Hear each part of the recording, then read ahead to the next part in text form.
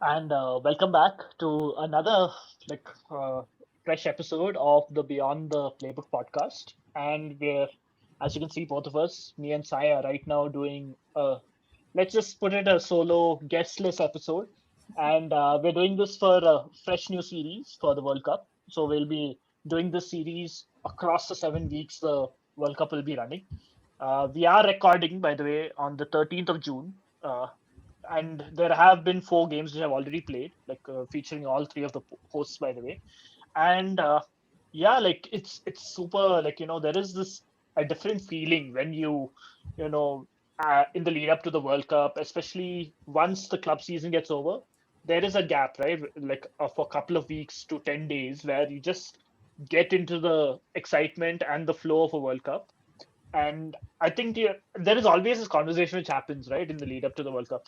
I'm not getting that excitement for the World Cup, and it's normally always during the midst of the club season going on, especially with the Champions League finals, all the respective European finals as well.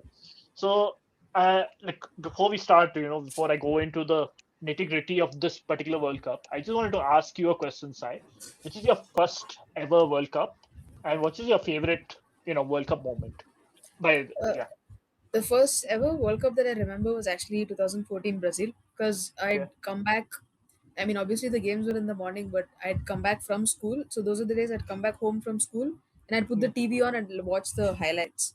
And I remember, I obviously don't remember the games as much because I wouldn't really like watch the games in full. And I was also what?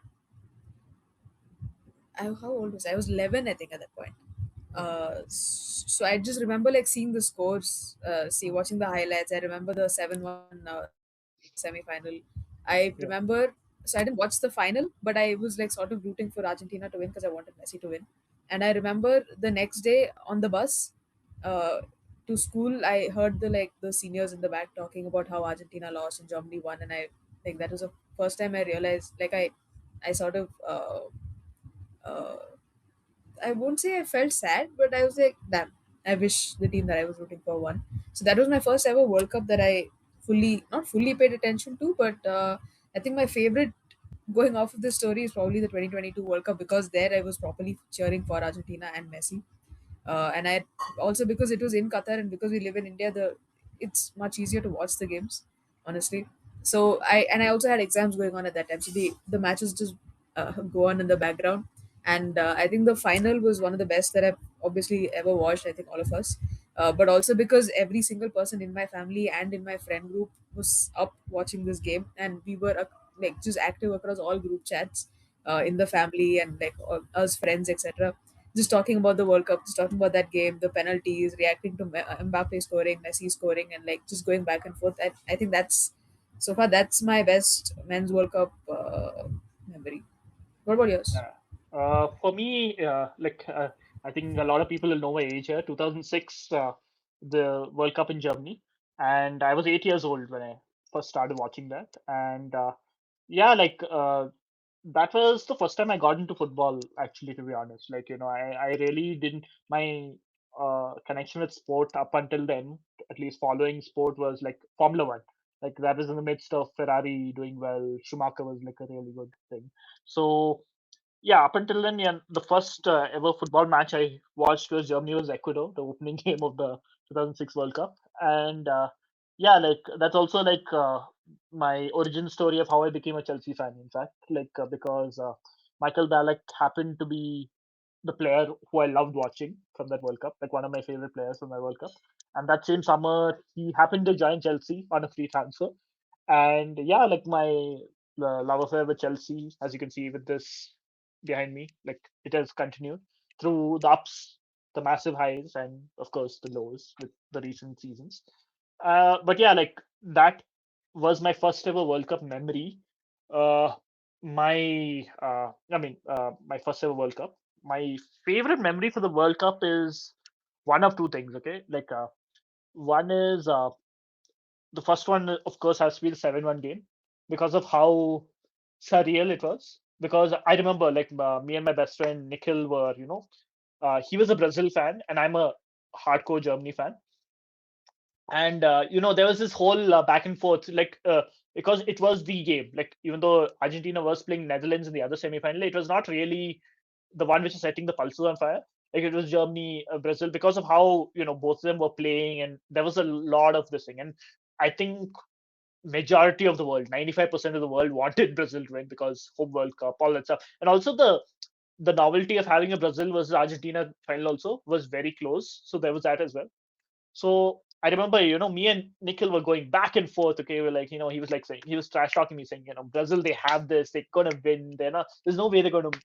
Uh, yeah, there's gonna, they're gonna lose and all that stuff. And I was like, I was like quietly confident because I have seen Germany, and you know, as a fan, you get certain feelings, right, of about your team, like in a tournament, and I was feeling that, like with Germany, that particular World Cup, as compared to 2010, when I felt we were a little too young, and not in that life cycle of winning a tournament. So I the best part is I couldn't watch the game live. So because I had just joined my plus one, my PU at that stage, and it was an integrated college. So uh, they have this whole deal of having, exams on a weekly basis, wherein you'll do all this competitive exam mock tests on a weekly basis. So I really couldn't watch that game live because I had like an exam the whole day. So what I did, on my Tata Sky, I recorded the full game. I sat the full day, with the previous night, and I recorded the full day. And I shit you not, I was like, I didn't check the internet. I didn't have a phone, so it was unlike this thing. So I was like blind. Okay, like I was like, had no idea when I went to college that day. Like, people are saying Germany won. I'm like, okay. Like, even then also, it didn't register for me. People are saying 7-1, 7. I'm like, what the fuck are you guys saying? Like, h- are you guys ridiculous? I'm like, no, no. Like, we would have won, but like maybe 2-1, 3-1 max. Like, this thing. Like, why you guys are just being ridiculous? And then, okay, like someone just actually showed me scoreline. I'm like, what the fuck? Okay, this must be like something really bizarre happened. And I remember I went back home at I reached home at around 5:30, and I watched that game like for 2 hours just to see the whole thing. And it's surreal. Like, one of the most surreal and bonkers games ever. Like, honestly speaking, like I wish I was watching it live because there was a different feeling to it. But yeah, and of course, like you mentioned, second best memory has to be the 2022 final. One of the best. It is the best World Cup final, I would say.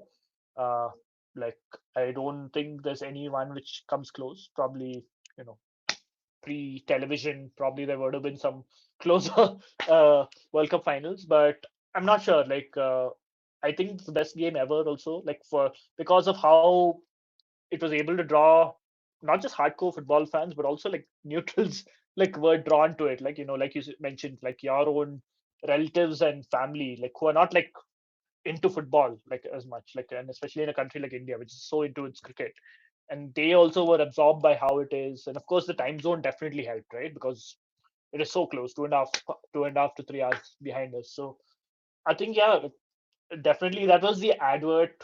Like, not that football needs any advertising, but that was definitely a game which really, sent it, you would say. Yeah, no, that's true. I think obviously it's like a game fitting for a final. That's how a final is supposed to be. Like, Yeah, you can't, it can't be a 1-0 game, or it can't be like a 0-0 game one-sided that game. ends Yeah, in penalty. It has to be a back and forth between the two teams, between the two best players at that point in the yeah, world, and between two teams, anyone can get it. And it's insane. It's insane. yeah. And it went the full distance also, right? Like, it went Exactly. the 90, then the extra time, and then it went to Exactly. penalty. So, like, Exactly. the whole life cycle was there. It was not like a whole boring game. Exactly. Like it And was. and on one side, the person you want, like most of the people wanted winning this Yeah, was Messi, obviously, and he yeah, delivered in the final. And on yeah, the other hand, you have Mbappe, who's like refusing to give up, and yeah, who like wants to win this again for his yeah. country, and he scores a hat trick, and then that last minute drama and all of that, and then the penalties. Yeah. Yeah, I don't think Uh, I don't think anything can ever top this. yeah. And one more, like underrated moment is definitely the headbutt in 2006 World Cup final. Uh, I remember watching that live. Like, I was a young kid also. Like, I was way past my bedtime, but World Cup finals. only come very few times. So that's part of the reason why I was way past my bedtime. And I remember watching it like, that was actually my frame of reference is like you can get away with anything in football. Like as a kid, like that's it. I'm like, oh, okay, headbutting. He only headbutted and nothing happened. He didn't get injured. No blood also. And of course, Matrazi made the most of it. But yeah, like it was like uh, Zidane. It was his swan song as well. So like it added the whole story. Like I think what I love about the FIFA World Cup is the stories which are behind it. Like I mean, a lot of people like I mean, I am into the tactics of it, the on-field aspects of it, but there's a different emotion also which is involved in the World Cup, right? Especially like just like even if it's not your team also which is playing, you're just seeing like a team like Ghana during the 2010 World Cup. Yeah, like everyone, I'm pretty sure everyone is rooting for them. And like when Suarez did that handball, everyone just hated his fucking guts. And yeah, like I think it's that emotion, right, which is always there in a World Cup. And I would say the Olympics comes close, but not really, because there is, of course, a little bit of nicheness also with regard to certain events as well. There are a lot more. Also, the attention could get like spread out also a little bit. Whereas at the World Cup, you're into the football. So yeah, like as we reminisce about these memories, like let's get into the 2026 World Cup and a few facts about this World Cup. This is the first time the World Cup is being hosted by three countries: so Mexico, USA, and Canada. It's not the first time it's been a multi-country bid. That happened in 2002 between Japan and South Korea. And yeah, like with regard to the three nations, this is Canada's first time hosting a World Cup. USA, this is their second time hosting the World Cup. The last time they did this was in 1994, when the final was hosted at Pasadena at the Rose Bowl. And this is the third time which Mexico is hosting the World Cup.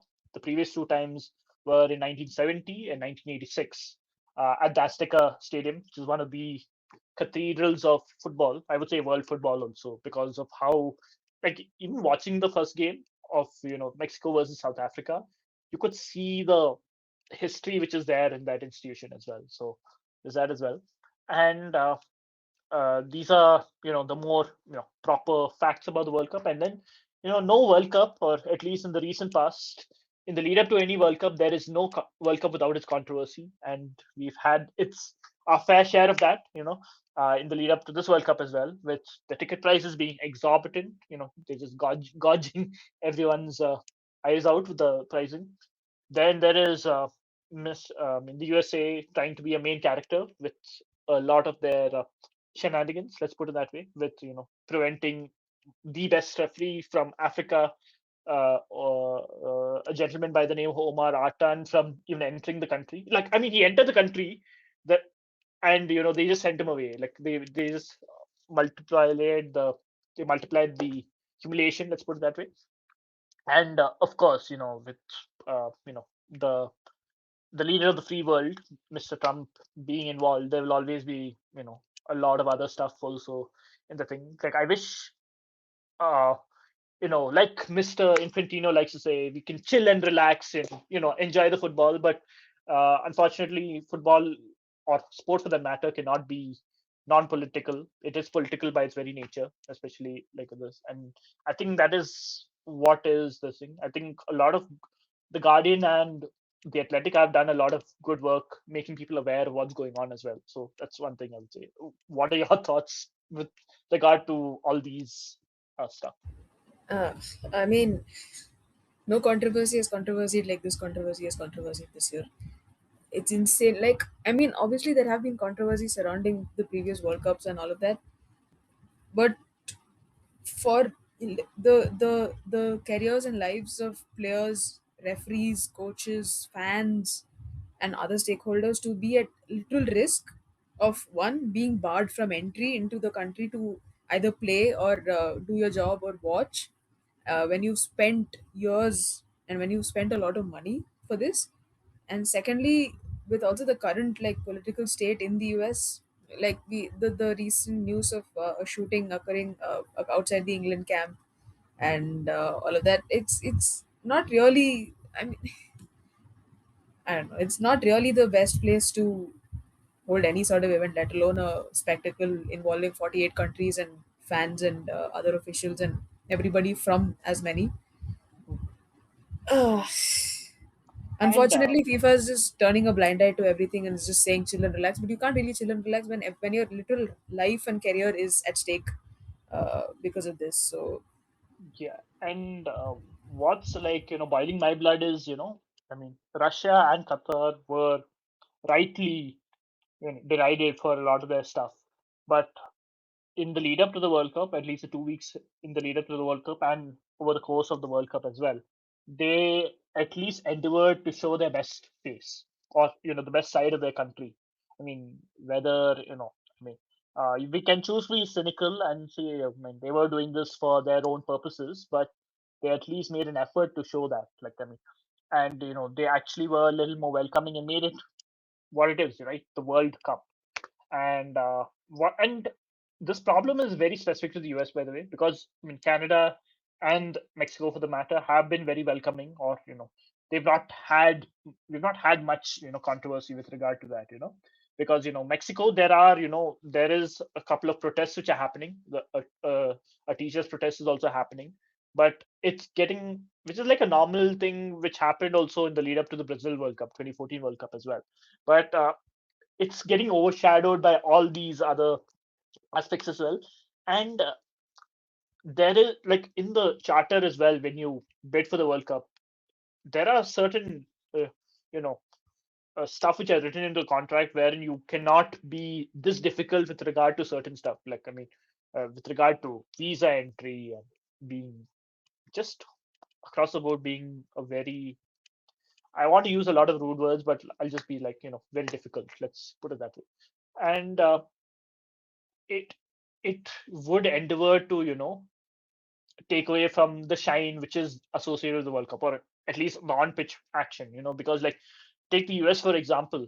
The USA actually played really well today by beating Paraguay 4-1 today morning. Like for us morning, late night yesterday for them. But it takes away from the performances of the like US for that matter, like who are really good, and it'll always be colored by the fact of what's going on with regard to a particular person not being able to, act like a kid for that matter. So I think yeah, that sucks actually, honestly, from that perspective.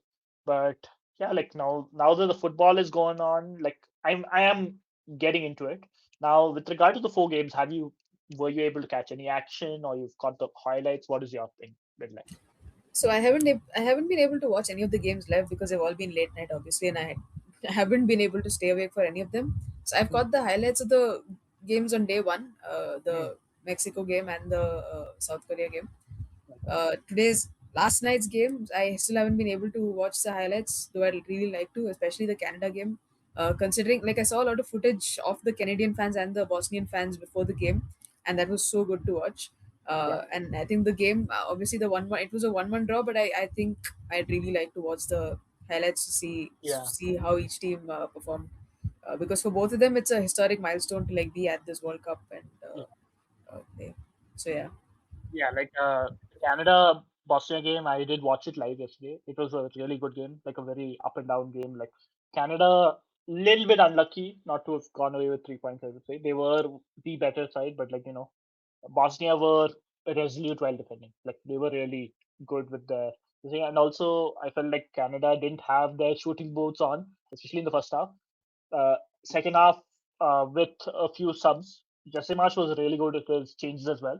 So they did, come back, and towards the end, they actually had a chance to actually even nick the win as well. So I think they will be hoping that the Qatar Switzerland game later today night would be a draw so that they're not losing ground to any particular team. But I think they gave a good account of themselves. Couldn't catch the USA Paraguay game today. It was a little. It was at the right time, you would say, but I just wanted to sleep in a little later. But the USA did play well, and I think Mexico. in the first game, Mexico did give a good account of themselves, but they were playing a very, very meek and defensive South African team. Like at least a lot of people when I was going online, a lot of African observers were like, they were shocked by how timid South Africa played in that particular game. Like especially with the fact that their coach didn't really put his best attacking guns from the start as well. And I really loved the South Korea Cheche game. Like a really, it was a beautiful game. South Korea were deserved winners, and that first goal by the South Korean number six in bomb, like really good, like superb. I think South Korea should have like gone up like by some 5 6 goals. By Yeah, that point, at least they should have been up by like 3 4 goals.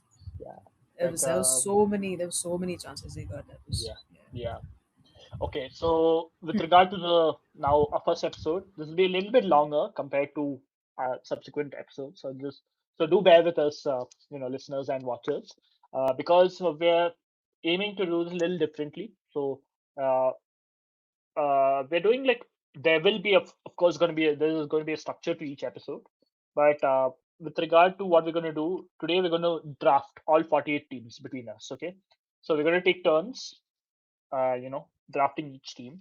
And what we're going to do is, in a, I've gotten the first pick as a result. Okay, like even Sai was a testament to it. We did the whole this thing, and I won the first pick. And so, how the draft will go is, I will choose one team, then she will choose the next, and then I will choose the third one. It'll go on subsequently like that until all the 48 teams are covered.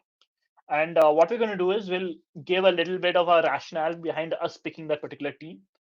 And also the point system. We will, of course, showcase it to you like in a few moments. We put the point system in such a way that even if your team gets eliminated at the group stage, you're still getting points for it. And we're incentivizing the it's in such a way that a team like Curacao, for example, if they, if Sai were lucky to get them and they happen to get into the round of 16, they get that many points accordingly. And we're also put assigning points for each group stage win, draw, loss as well. So that way, that adds to uh, the thing. So this is a draft championship. We're going to track this on a weekly basis based on how each team is performing. Each of our respective teams are performing. And we'll also be having a segment. This is a more weekly segment wherein we both take turns quizzing each other on a particular topic with regard to the World Cup. Now, today I'll be quizzing Sai on managers at the World Cup. 5 questions. So, like, she did ask me to keep it majority easy. So let's see, like, if it is the case. But I have, for the most part, tried to keep it that way. And that the point system is such that if she's able to answer the question without the options, she gets 10 plus 5, 15 points. um, if she needs the options, she will get 10 points regardless. And if she gets a perfect round wherein she answers each of the 5 questions correctly, she's going to get a bonus 10 points for the perfect round. So that's how that's going to go.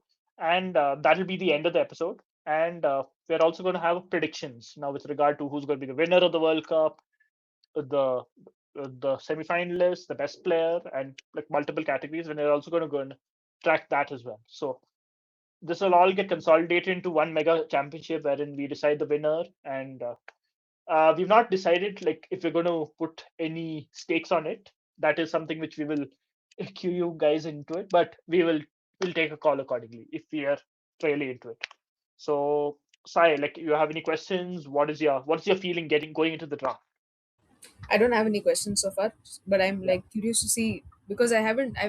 I know all the 48 teams that are participating in this, but I don't have too much knowledge about each of them, and I've yeah, done some homework, but I still haven't done enough to yeah, like have a proper understanding. So I'm curious to see how I'm going to choose team. So yeah, I for the most part, if when I choose a team, I might just have like a one word or a one line justification as to why I've chosen that team. yeah, yeah. So yeah, like I've like for listeners and watchers of this podcast, I would actually like to point you know I'm pretty sure people have gone through a lot of previews, but to go through the Guardian preview of all the 48 teams at the World Cup, as well as each of the individual players which they're taking. It is a really one of the most well put together profiles which I've ever seen.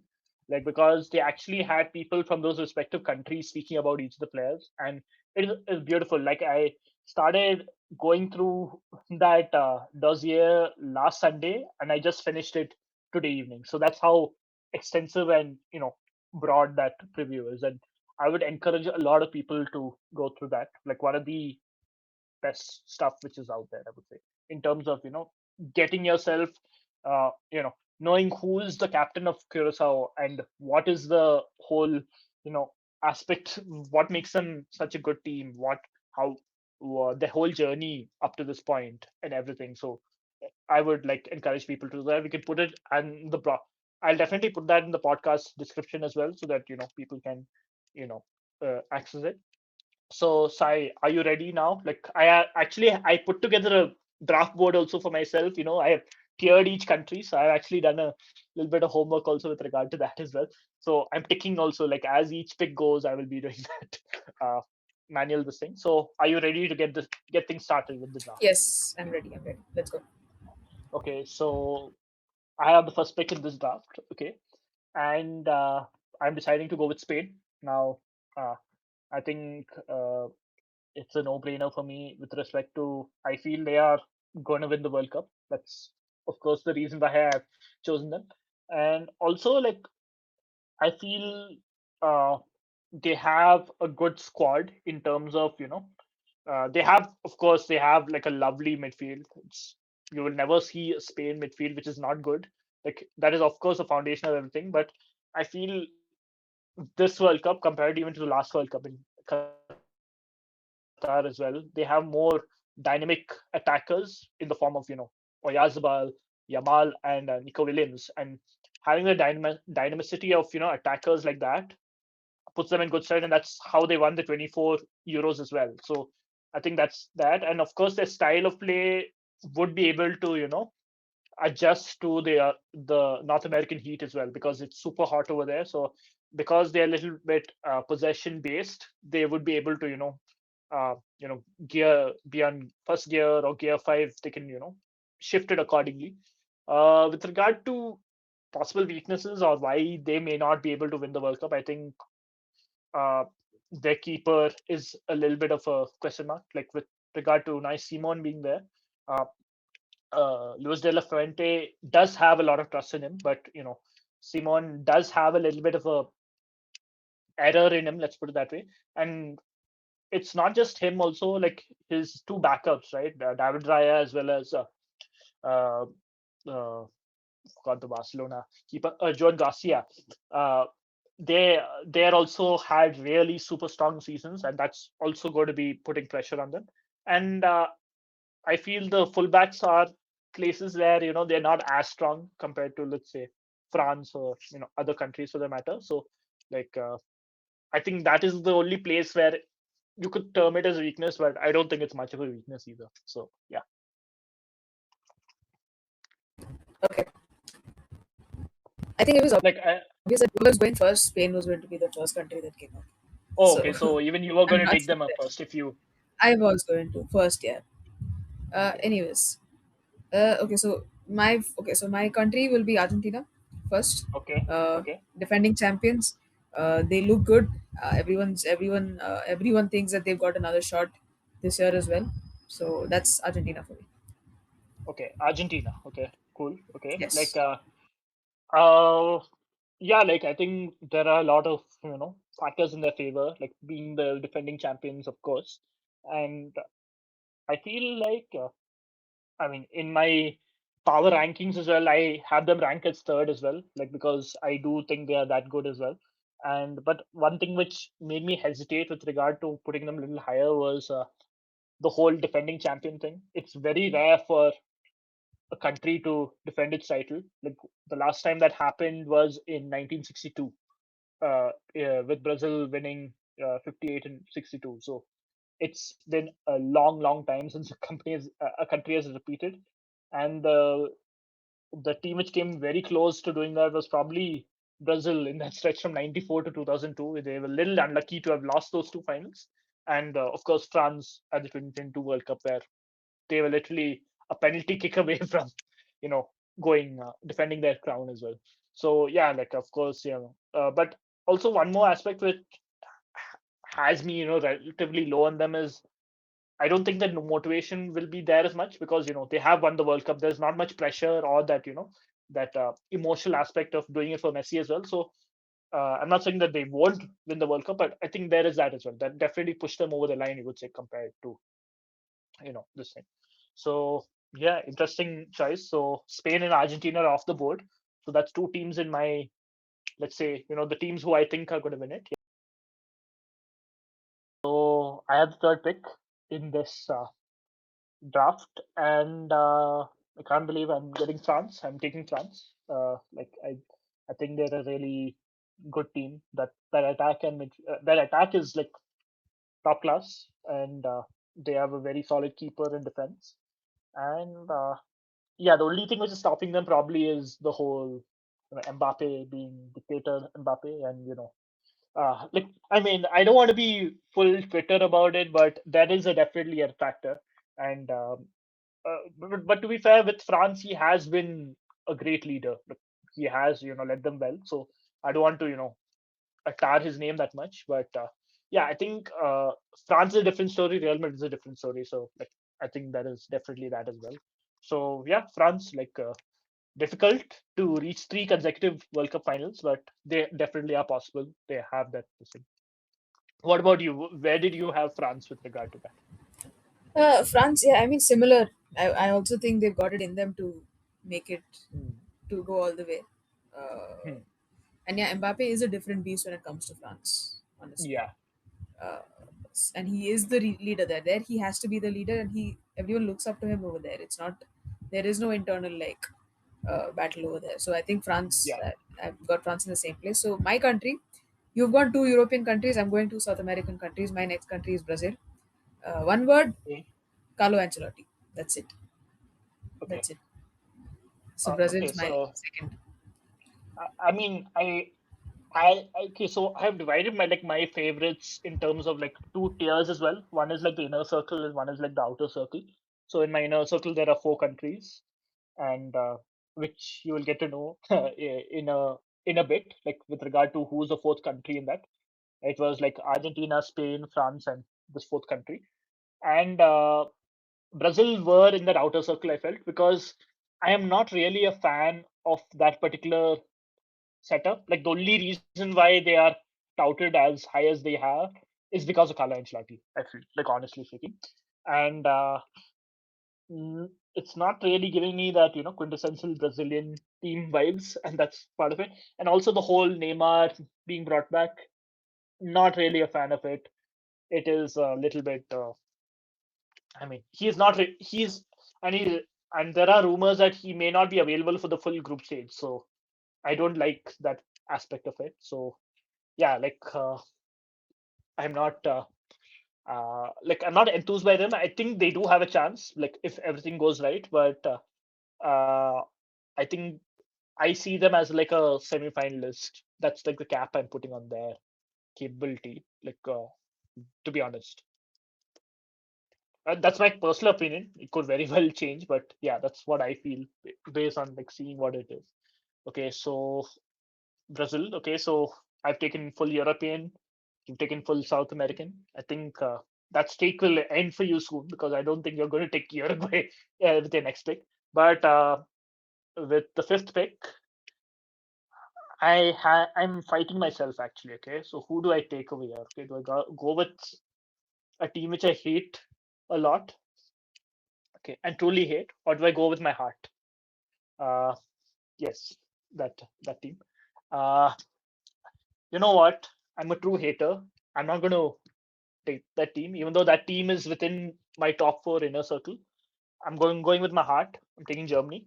Like even though it's not like a vintage German side, like by no means it is that. Like, I've been lucky to have seen some really great German teams, and one thing is like there is no way they can get eliminated in the group stage here. Like that's one thing I'm going to, the thing because the World Cup format is such that it's impossible to do that. Like you can even squeak into the knockouts by being a third place team.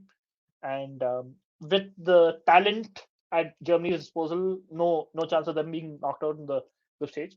And I also feel like they're a little bit similar to Brazil, I would say, from that thing. Like I think how I had not too many nice vibes from Brazil. I think a lot more people other than me would be having that about Germany, I would say. So, but I still have that feeling, they can do something. Again, similar to Brazil, I do feel like they will reach the semis. If they reach a final, it'll take a lot of this thing.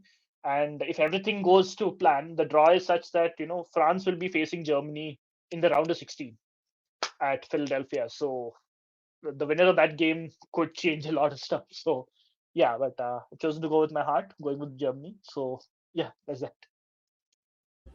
Okay, then I'm going to pick your hate watching team. Mm, Even though I don't like them, I feel like they somehow find themselves in the top four almost every time. Same yeah, with the women's team also, even though the women's team are better, likable. yeah, I'm yeah. going England. Uh, like I said, there's something that will always push them to that point. And they're Mm. being led by a German, so let's see. Yeah, I think yeah, like I think the Thomas Tuchel was brought in with that thing of see. I just want to ask you a question, okay? What is the minimum that England has to reach under Thomas Tuchel? What are his expectations? What do you feel they should achieve? Going by recent tournament finishes and for all the talk about the respective players in the England team, the English league and the standard and all of that, I feel like semi-finals is a bare minimum for these guys. I mean, I have heard that. Like, I have asked this question to a lot of people actually, even with regard to people at work and all that, and even a lot of other friends. I feel like England should be aiming for a final, right? Because that they have been like, I mean, the whole switch from Southgate to Tuchel was because they feel that Tuchel is the missing ingredient for them winning, right? Like, I'm not saying like they have to win, but wouldn't you feel like they have to reach a final at least because they have that the best league, uh, let's say one of the best leagues in the world. They have that advantage. They have the best striker in the world, definitely the best striker, one of the best managers in the world, like Hmm. whose bread and butter is a knockout tournament. And he has taken a few big calls as well, right, by dropping Foden, Trent Alexander-Arnold, Cole Palmer. So I think on that basis, since he's so confident by taking the squad that he has, I think that minimum expectation has to be to reach a final. Like anything below that, I think the semi-final would be maybe okay if they're a little unlucky, maybe not. But if they get knocked out in the quarters, it's a disappointment. It's a failure. Like honestly speaking, that's what I would say. No, I get what you're saying, but I feel like because so if this were just a European competition, I would say a final is a bare minimum for an England side, Yeah, especially this one. But because it's also the World Cup, there are chances that they could like meet a really strong enemy in the semi-final. So I feel like a yeah, semi-final finish is the bare minimum for them, yeah, but a final is like a 50-50 thing. That's what I'll yeah. say. Hey, like the whole reason why I didn't say they have to win it is because of the very nature of final, right? I get your point also on that, but um, they cannot go out of this World Cup at any stage earlier than a semi-final. That's honestly what I'm saying.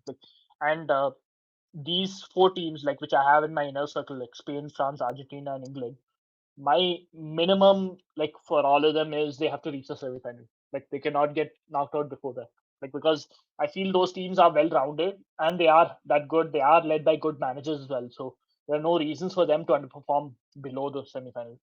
And that I think like there are reasons for probably factors against Brazil and Germany not reaching it, and it may be a little more understandable. But these four have no excuses. Let's put it that way. Now with the seventh uh, seventh pick in the draft, I am choosing to go with Portugal. Uh, Again, it's not a team which I really want to do well because I mean there is a certain a gentleman on that who I really don't like, Cristiano Ronaldo. But they do have a really good midfield, man. Like one of the best among the best. Like if not better than Spain, maybe second or third. Like if you're being like very the thing, with Vitinha, Joan Neves, and Bruno Fernandes, and of course Bernardo Silva as well. So I think they should be in good stead. But again, like I don't get a lot of people calling them, they have what it takes to win the World Cup because they've not even reached the final before that. And they've reached only two semifinals in the entire history of Portugal. Like until and unless they reach the semifinal, like cannot envision them winning the World Cup. Let's put it that way. And that's part of the reason why I put them in my outer circle. They have chances to do it, but it's a little unlikely compared to the top four. Let's put it that way. And the whole Ronaldo thing, like they really need to get their shit together with regard to that. One more thing in their favor is, I mean, there's a lot of talk of them, doing this for Diego Jota, who unfortunately died last year. So that emotion could probably carry them. But yeah, let's see. Like, I mean, I'm a little 50-50 on them. Okay, interesting. I would never pick Portugal for the same reason. So they were never on my list anyway, so I'm glad you picked them. Okay, Uh, okay. yeah, okay, so my next thing is a little different. I'm going Mexico because host Mexico. Okay. nation, yes. Okay. One of Okay. the hosts, out of all the three hosts, I feel like they're the best. Uh, and I feel like they're the best place to go a little further. And it's for me, it's just vibes. It's just the Mexican vibes that Hmm. is making me choose them at this point. Yeah, I think like there is a lot of this. So, like, with regard to like, Mexico, what do you think they can reach? Like, what is your like where do you think they can I reach I the think maximum? I think they will reach the quarterfinals. Okay, okay, Yeah. so they will get stuck by the. I mean, they will go past the round of 16 stage, which is something which they've been cursed to with for a long time. The fifth game scenario. So there is that, but they will follow that. I mean, I think Mexico was a good shout. I would say, especially because of them being hosts. Mm, I mean, they are a little bit settled. They did play well against South Africa, but I mean, I really I don't think South Africa gave a good account of themselves with regard to that. So there's that as well. Now, okay, so you've taken Mexico. I have with my fifth pick in this draft. I'm wondering which team to go. Okay, do I go a little bit out there, or do I go with my a team which I really really like? And you know what? I'm choosing to go with that. I'm going with Japan. Okay. Now, I honestly feel if stuff goes right for Japan, I can envision them reaching a semifinals, like similar to what Morocco and Croatia have been doing, like over the past few World Cups. And the reason being, like, even though like they've lost Mitoma and they've lost Minamino to injuries, like to World Cup uh, injuries, which are not seeing them at the World Cup, they have a very uh, good system in place, which is not reliant on like certain players. They can plug and play easily. The conditions will suit them because they are used to the conditions. Because Japan being in a similar part of the world, you would go like maybe it's not as hot as it is in North America, but they can deal with it. Uh, Also, like Hajime Moriyasu, who's been with that team for quite some time, he's been able to instill a lot of discipline in that team, and I actually am irrationally high on them. Like I really like the way they go about, and of course they have banging jerseys. That's definitely they they look clean, and I think yeah they will be the Asian team to have reached the semifinal like since 2002 when South Korea reached the semifinal. So I think they're going to break that. Yeah, I assume Japan is going to be one of either your or my next Yeah, country. Japan's a great shot. Japan's a yeah, great shot. And yeah, talking about the jerseys, I feel like there should be a whole other segment just talking about the jerseys of each of these countries. Honestly, yeah. uh, Like we can do well, if we have like a low content episode in the future. We can definitely do that. we Like can, yeah, fit watch. we Like should, that's we what we can. definitely should, we definitely should. Yeah. Okay. Okay. Now with your fifth pick, who you're going with? My fifth pick is going to be Norway because I feel like I feel like Erling Haaland has not been he's not been given that World Cup stage to do his thing, and I'm really curious to see what how they play at the World Cup at this stage, and how the team comes together at this stage, and how he's able to do as an individual player. So my pick is Norway. So, like, or your expectation they'll reach the quarters, or you think they, if everything goes right, they can reach semi? I feel like the semi-final is a little too far, but they do have a lot of good talent, and obviously a lot of players playing at the highest level and all of that. So I feel like a quarterfinal, if they do reach a quarterfinal, I won't be surprised. It'll be a good thing. Is what I'll say. Okay. Okay. Like, I mean, I've like in my long list also, I did have Norway in it. It's just that they've not played a World Cup game for like a long time, like close to 30 years now. And yeah, there's that. And this is Haaland's first World Cup. I mean, for this entire generation of Norwegians, for that matter. So I'm a little hesitant, and they are a little bit of a tricky group. So depending on, uh, because of the whole third place calculus as well, we really won't know how which side of the draw they will land on as well, right? Like so there is that's what like make me hesitant to pick them, but it's a very solid choice, I would say. Like uh, they, if everything goes right, also they have a chance, like to reach the semi also. That's definitely not in the, it's not like out there, you're not putting it into the ether. So it's a solid shot. So with my sixth pick, basically in this draft, and the overall 11th pick, I'm like debating between two teams, both of them from Africa, by the way. Uh, but I think like I'm deciding to go with Senegal, like who are to some people they are the champions of the AFCON.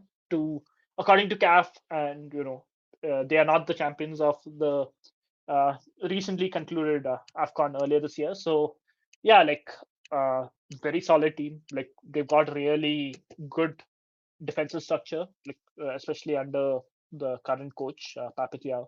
Like a very well run team. Really good midfield as well.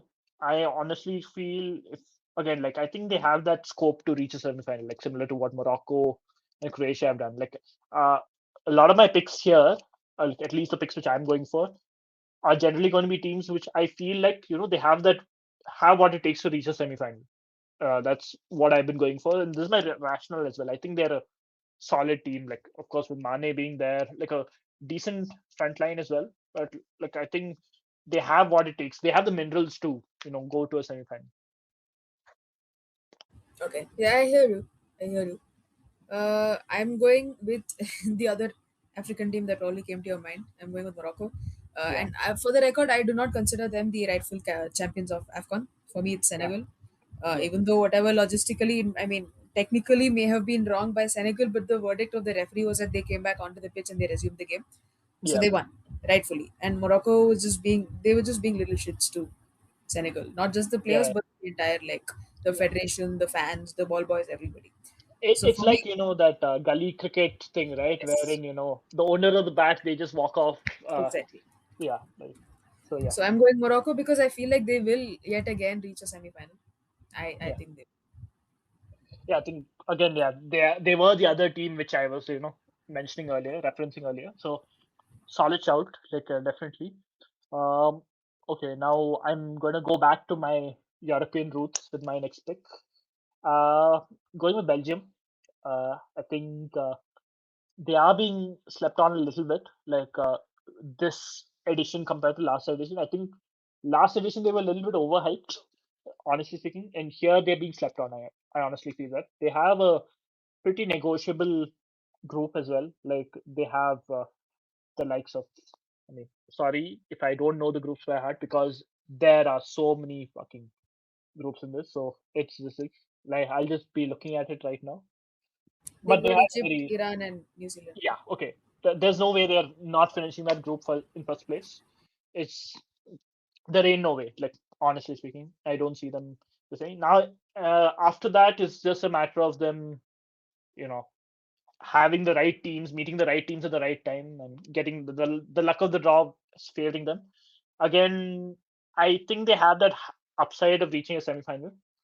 Like I do feel that because that attack is really good, and De Bruyne and Lukaku, I mean, unfortunately, were injured in the season gone by, so they'll be very, very fresh compared to a lot of the big team, big best players. So I think that could, help them out also with regard to that. And Rudy Garcia definitely had this thing, like he's very hell bent on making them a very attacking focused team. Like because one, he doesn't rate the defenders which are currently in the system, and secondly, he doesn't want them to handcuff themselves just because the thing. And I think we will be pleasantly surprised by Belgium at this World Cup. Interesting. Yeah, I mean they've whenever they've had like a good team or that golden generation, they've been hyped so much that they've always fallen they've always fallen below expectations. Mhm. But yeah, I feel like nobody's actually really talking about Belgium this time Mhm. around. So let's see. Maybe they will end up surprising all of us. My Yeah. next team is not European, not Asian, or you can just say they're both. I'm going Turkey, uh, and I think Turkey has the potential to like surprise a lot of people and reach some very high places. So I'm going Turkey. Turkey was definitely a team which I really wanted actually. Like to be honest, like I love that team. Like I love Kenan Yildiz and Arda Güler. That duo is like superb.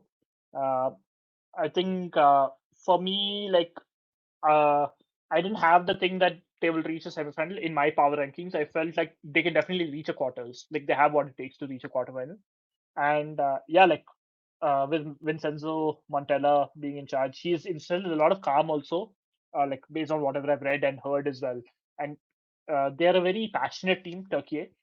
And yeah, like I'm not sure whether they'll be able to repeat their heroics of the 2002 World Cup where they reached a semi-final, but you never know. Like they honestly have what it takes, I feel, to surprise a lot of people. And I know like Turkey have been touted at the past few Euros being, the dark horses, and they've a lot of people have made fun of the fact that they're always dark horses and never lived up to the potential. But I feel this time they will live up to that potential. Okay, so now I'm wondering which team to take, like which team to take. I'm like little confused now, like because there are a few teams who a part of my big board who I feel have the what it takes to reach the semi-final, like I mentioned. But I'm not really too invested by them, from a emotional standpoint. So I'll probably go away from that board and go for the other host nation, Canada. I think one thing, like I have a hot take. I think they will be the host country which will do the best among the three nations. I think they will be the better performing host country, even though like at the time of recording they did get 1 point compared to the other two getting 3 points. But I think they have that. Like maybe they may not, do as well in the groups. I think they have that potential to be like a banana skin game for teams in the knockouts, depending on how it works out. There is one thing which is a little bit against them. They are two of their best players, Alfonso Davies and Moise Bombito, who are like the starting left back and centre back, are currently out injured, but they will possibly be back. So I'm betting on the upside of those two compared to everything. And I saw the game yesterday. I think they had a lot of good ideas, just that they were not clinical, with taking their chances. So that's part of the reason why I like. And I mean, I have a lot of I like Canada as a country as well. So there's also that as well. So yeah, going with Canada. Okay, nice. I didn't expect that actually, but good. Let's see how far how far they go. Uh, I'm going with South Korea next. Wow. They did impress me in their first game, and I feel like there's a lot more that they can show. And I think the fact that they've gotten what is that team? Czech Republic out of the way now. I feel like okay, South Africa also they can deal with. I think that Mexico South Korea game is going to be really good. It's going to be the decider for that group, obviously. Yeah. So I'm going South Korea here. Yeah, I think very solid pick. Like again, like they showed a lot in that game. Like I really loved the way they played, they approached the game, and they also, like similar to Turkey, uh, was a team I actually was hoping to pick up, but you were in on them, so that's good thing. But yeah, I think the Mexico South Korea game is going to be the second game actually, so that is definitely going to be an interesting game to watch. Like with regard to Mexico, we see how they measure up to each other definitely from that perspective. Okay, so South Korea is off the board. Okay, now I'll go back to my board of picking the teams which I think can reach the semifinal. I'm going with Croatia. I know they're a very super old team, but I just trust the know-how of the team. With uh, Dalic being in charge, they know what it takes. They never get tired. Like famous like a lot of the like Max Rushton from the Guardian Football Weekly show. He's like, do they ever get tired? And I always ponder that question.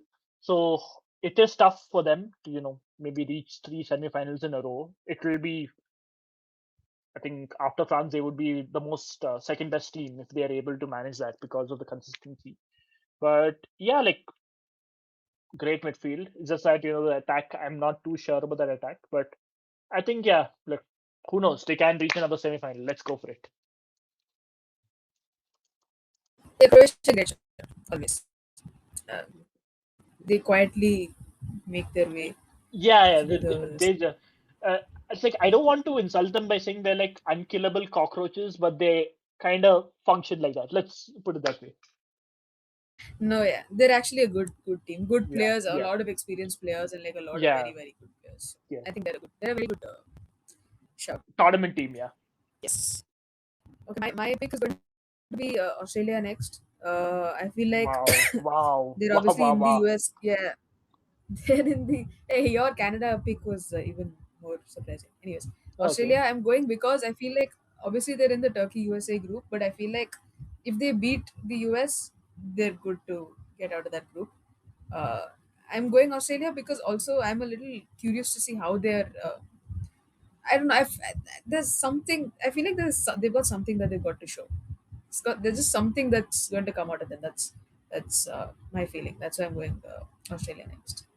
Yeah, like I'm not saying that wow. The reason I said like it is a little bit out there, but like I did think based on my power rankings, they have that potential to reach a quarterfinals. I definitely thought that because they have undergone a real refreshing of that forward line. They have a lot of exciting players. Nestor Iran Kunda, Mohamed Toure, a lot of good players. Like basically people second generation, like first generation, like from the immigrant community. Like they've been integrating that into the setup. So like really, really good players. And I think similar to Canada, but maybe on a lower level, I think they have what it takes, I would say, like, to do really well. Like it's a solid pick. Maybe wouldn't have picked them this high, but good.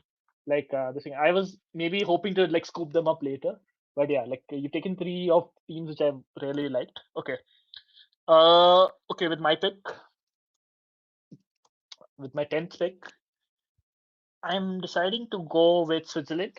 Again, a very I can see that on your face. Like I think you were hoping to take them next. But yeah, like I think they have that upside of reaching a semifinal. They are in that short list of mine, and I think they're a very solid team. Like honestly speaking, I think they were little. They performed really well at the previous Euros as well, and I think this is going to be a continuation of that, and that's part of the reason why I picked Switzerland. Like I really like the team from top to bottom. A very non-controversial team. You would say similar to Croatia in terms of like not a lot of headlines on them, but they have what it takes. Murat Yakin has done a lot of good stuff with Switzerland. I think Yeah, no, Switzerland is like that non-problematic team, but they also do play well, and they've got good support. They've got like this good like vibe around them. So I feel like Switzerland. Yeah. Anyways, you've picked Switzerland, so my next team is going to be the Netherlands, and I okay. feel like the Netherlands actually have it in them to go very quite far in the tournament. I feel Okay. like they will reach the semifinals. I don't know attacking wise who's going to score the goals, but a defense wins you good. A defense can win you tournaments. So let's see. Yeah, like They were there in my list. Like I was just hoping that you picked them. I really was like hoping to stretch it along, or if I didn't have a choice, I wouldn't. I would have just picked them like on a more basis. Yeah, like I just don't like their attack. Like I don't know who's their attack, and I think the main thing is Ronald Koeman. I don't know what he is like, what his whole deal is about. I feel like he will underperform with that set of players. So that's one thing. But the defense is like superb. Like honestly 10 on 10. Like, definitely a really good pick, solid pick. Uh, yeah, okay. I think safe to say I'll go with my the last team, which I think has the potential to reach the semifinals in my list. Colombia. I love that this Colombian team, especially the attack. Super spicy attack. Like Luis Diaz with the season he's had with Bayern, I think he's going to be the main man, even though James is there. Uh, and the team is kind of built around James, and but I think he's kind of washed now. I don't think he'll be able to do it at this particular edition. I think the whole team will be pivoting about around Luis Diaz, and they have a really good team from top to bottom. They have a striker by the name of Luis Suarez, not that Suarez, but yeah, who's had a good season in Portugal with Sporting Lisbon. He's a top scorer in the Portuguese league, but again, the Portuguese league is not the best competition to judge a player, but I think they have that little bit of that extra spice, that little bit of that X factor, and that's why I picked them. And banging kit as well, like lovely color of the kit as well. So yeah, I mean, they did come close in 2018, no, when they lost to England in the quarterfinals or something. yes, yes, they lost on penalties as well, so Yes, correct. I they were remember that. close. I Yeah, remember. Like they have had a comeback in that game, no? There was yeah, like a comeback and stuff, and then they lost yeah. on penalties. Yeah, I Mm. remember that. I remember Was it that. the quarters or was it round of 16? I'm I not think it sure. was the quarters, no? I think the round of 16 because if Who I'm did not England wrong, play in the quarters? uh, England played Denmark or something. No, no, that was No, no. Croatia. Yeah, because like I remember England playing Croatia No, right after this. England played Sweden in the quarters. Oh, oh, okay. Yeah, No, they no, played yeah. Colombia in the round of 16. Okay, But okay, it okay, was a fine. very close game. They were very, very Hmm. close. Hmm. Okay, good Okay. shot. I'm going Iran. They've got something to prove. Oh, They've got something to prove this tournament. They've come in. The whole world is looking at them, obviously for the wrong reasons and not because of, it's not really their fault. It's obviously the host nation, the one of the host nations that is doing all of this. But I feel like they've got something to prove. They are going to come out all guns blazing. Whether they play well or not, they're going to leave something behind. That is all I know.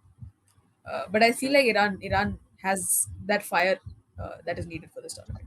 You know that there's this word in Hindi called kunnas, right? You think they'll have that, right? The kunnas to uh, prove everyone wrong. Like, yeah, I think it's a very good shout. Like, I think they have that. Like, again, I wouldn't have picked them as high, but it's more from the standpoint of they have a very rough schedule. Like, they have to. The whole deal with Iran is this that they have to enter and exit US on the day of the matches, so that travel is going to be hectic. And the base is in Mexico, so and the travel. It's not like they're going to Los Angeles and coming back. They're going to Seattle. They're going to it's like long distance, long haul flight. So it's more from that physical fatigue where I'm not like high on them. But you never know. Like spite is definitely a very strong emotion, and maybe that spite would be what it takes. And there is a very, very outside chance if Iran finishes third and USA finishes third that they both face each other in the next round. So yeah, like I'm there for that. Like I mean, I love chaos as well, so like it'll be interesting. With regard to the players, like a lot of them are based out of the local Iranian league, playing for the top clubs over there with Mehdi Taremi and a few others playing abroad. But yeah, like fair play. Let's see how they perform. Like it'll be interesting. They are lucky to be in a decent group where they can, they won't be impacted by it as much. Like with Egypt being on a similar level, maybe slightly higher, and New Zealand. Yeah, I mean, I like New Zealand, but they are cannon fodder in that group. So yeah, they have that. they can definitely aim for reaching the knockouts. That's one thing. Okay. Okay. So I'm going to stay in the Arab world. I'm going with Algeria. Okay. Uh, I think I think Algeria have that something extra. I mean, the most famous player, at least for a lot of normie people, would be Riyad Mahrez. But I think it's outside of him where I like the team a lot. Like, it's a very excited team with Petkovic also in charge. Like, I think he has that little bit of calmness to instill in a little bit of a fiery nation. They were a little inexperienced. They showed that also in AFCON where they got knocked out in the quarterfinals. Like they could have handled themselves better, but I think they have that good upside. Like a lot of my picks now are just I'm looking at it from an upside standpoint, and I think they have what it takes to break into the quarters. That is my ceiling for them. Okay, interesting. I don't really have much to comment on this team because I actually don't know much about them. Yeah. So I'm also interested to see how they do. Yeah. My next team is going to be Sweden. Okay. I'm going Sweden. Uh, Justification. I mean, they're also one of the European teams that I don't really think have it much in them. But they have a few players who can surprise you. They have a few players who might be able to take charge and lead them to a certain stage. So I'm going to say Sweden. Mm. Yeah. Yeah, like I think Sweden, like even under Graham Potter, like they did come through the playoffs very recently. Like they did play Poland and I forgot who else they played in the playoffs in the thing. But also, why I'm a little unconvinced by Sweden, the only thing which puts them in good side is because of the striking talent they have with Gyökeres and Isak. That's the only thing which is in their favor. But Elanga also. yeah, Elanga as well, correct. So and Graham Potter maybe instilling a little bit of a system in place, but the fact that they got into the playoffs is because they did well in the Nations League, and that's how they did well. They actually didn't win a single game during the European qualifiers of this, and that's how and that's I'm just like off Sweden. I really don't think they have that thing on that standpoint. Okay. uh, okay, this is a little bit of a heart-led thing.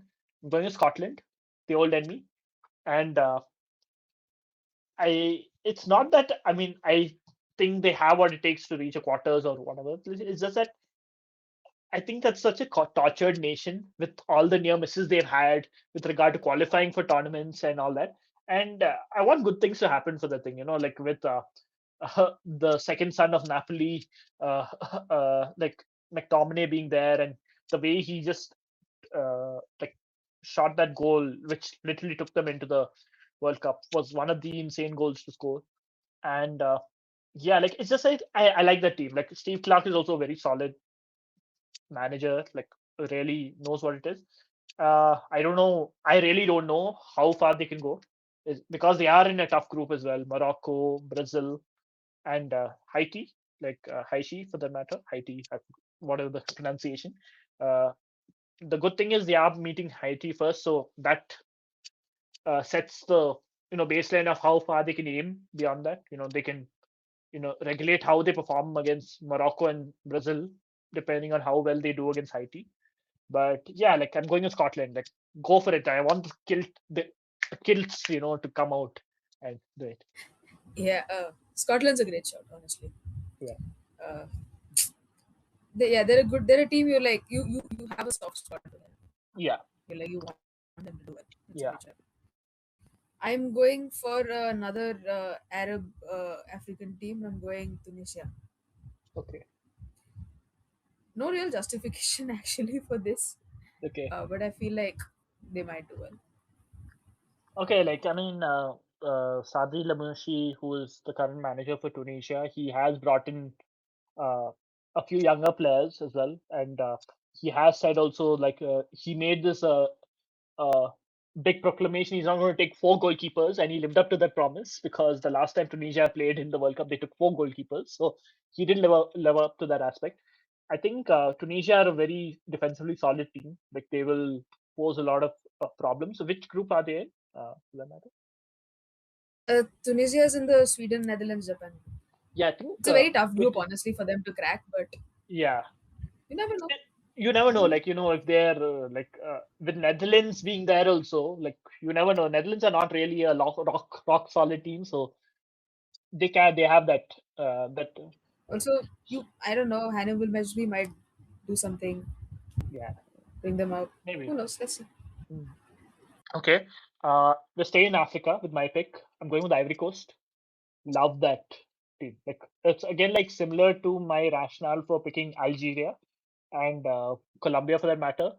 It's just a team which is like a really they finished the qualifiers not conceding a single goal, like a very rock solid team, and they did meet a few tough opponents also along the way. So yeah, I think I like Ivory Coast for that matter, and that's the reason why I've taken them. I like that attack also. Diomande on the left, Ahmad off the right as well. A really good attack. Very Pepe as well. Like a very well-rounded team, I feel, and it's a team which not a lot of people will be having on their radars, and they happen to be in the Germany, Ecuador, and the Curacao group.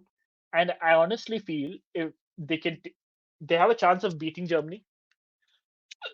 This is me being a hardcore German fan, and I think they're better than Ecuador. Like honestly, I don't. A lot of people are pitting Ecuador to be good because they have a good defense. I just don't rate them at all. So yeah, Ivory Coast is my shout. Okay, interesting. I'm going Austria. Okay. Uh, I feel like they've just been a very steady team. Hmm. Uh, so I'm just going with them. Uh, I think Marco Arnautovic might be able to pull out something. Yeah. So yeah. Yeah, they're a very milquetoast solid team. Like the typical World Cup team. Like I think there's nothing more which can be said. Ralph Rangnick has a system, very solid team. They know their players. They don't mix and match too much. It's they are what they are. Like and depending on how they perform, also they're not going to make too many headlines either way until or unless they reach a semis or something. So for that matter, but yeah, solid team, rock solid team. Like good shout picking them. Okay, now I am a little confused.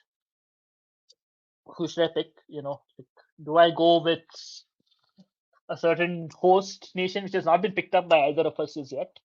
Uh, uh, do I go with them, or do I let them stew and take them later? Uh, okay, I'll wait on them for now.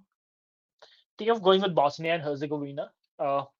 Again, it is a like I'm a little bit colored by yesterday's match as well because I did feel like they had a threat of taking the game from Canada as well yesterday, and also I think they are also integrating a lot of youngsters also into the team. And yesterday he probably could have. I mean the coach, by the way, we have to talk about the coach. Very interesting backstory. So he's a former Bosnian player.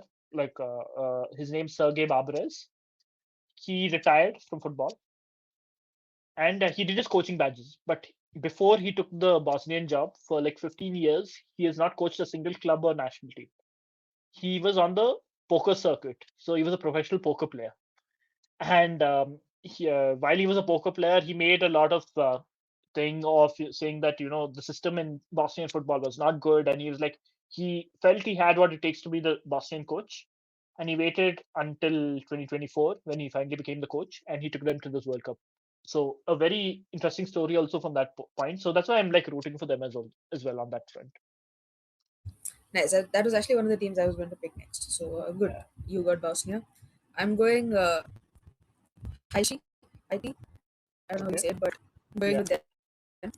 Okay. I actually, to be honest, I don't know much about them. I actually don't know anything about them. But if they're anything like the women's team when it comes to performing in the big stage, like we saw the women's team at the World Cup in 2023 and how they just surprised everyone. They didn't win, but they played really well. Hmm. So if they want to live up to those standards, I think they'll be a great watch. I think Haiti also a lot of backstory about that team as well. The manager has in fact not been able to enter Haiti, and they've not been able to play any of their qualifiers within Haiti because of the violence which is going on over there as well. And there is also a little bit of the US relations also not being the greatest as well.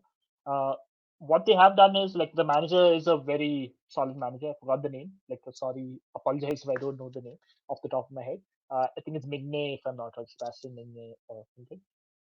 But they have brought in a lot of diaspora players, like a lot of people from the French league, like Wilson Isidore, who represents Sunderland in Premier League. He recently, took the Haiti call up. So they could, like I mean, they are in a very tough group. So the whole they are in the Morocco, Brazil, and Scotland group. So the expectations will be low. But yeah, who knows? Like if they come out with with no worries, they can set a few uh, hearts aflame, I guess.